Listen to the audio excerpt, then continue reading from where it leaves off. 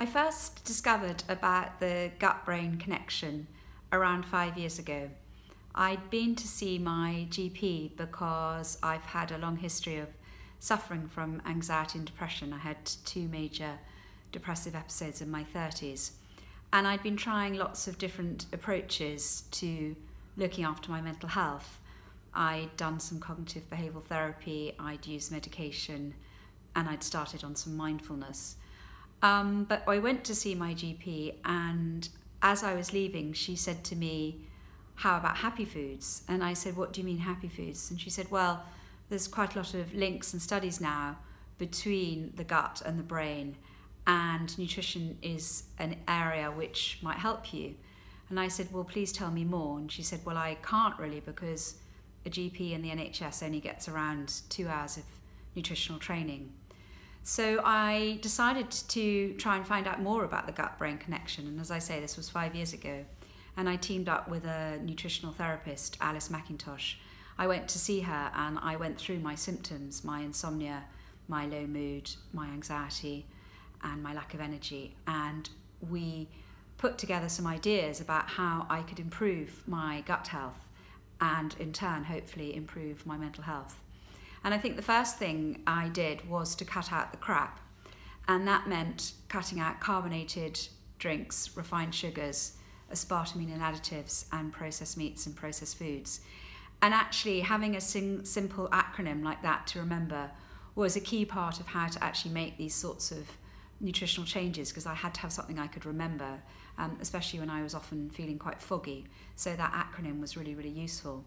And what was spectacular was that when I changed my diet in that way, particularly stopping drinking Diet Coke, which I had quite a fondness for, I really began to feel much calmer almost instantly. And I was absolutely electrified that beginning to change my diet could begin to change how I felt, especially how calm I felt.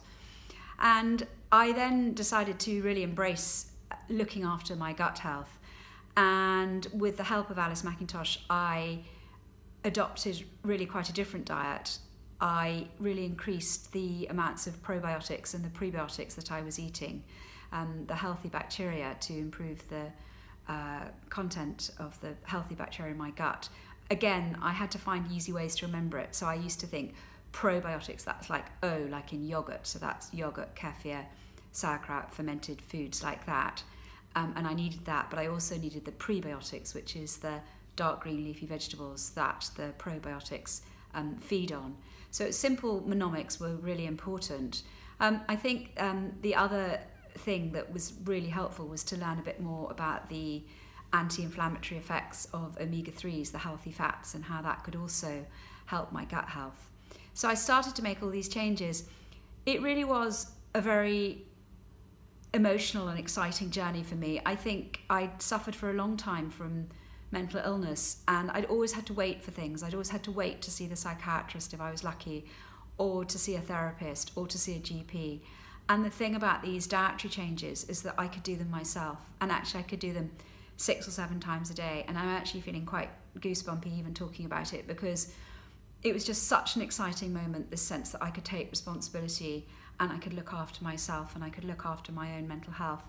And I think the other thing that was so important for me was rethinking how I even thought about my mental health, that it wasn't just about my brain, but it was about my whole body, and there was this indissolubility between my physical and mental health, and my brain didn't just send messages to my stomach sent messages to my brain, and there was this sort of new understanding of what good mental health could mean, and it was a sort of all-body holistic approach.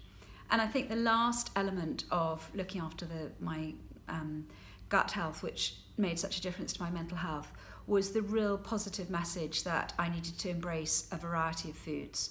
And I learned that most people on a Western diet eat around 20 foods a day, whereas ancestral man ate around more like 150. And actually it would be good for my gut health if I ate much more variety of foods.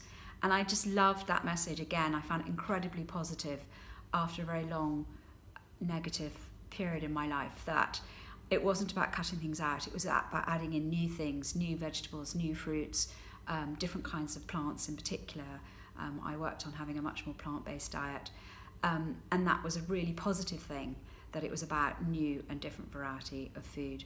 So altogether, it's been an incredibly positive journey to look after my gut-brain health, and I sit here now 5 years later feeling calm and well.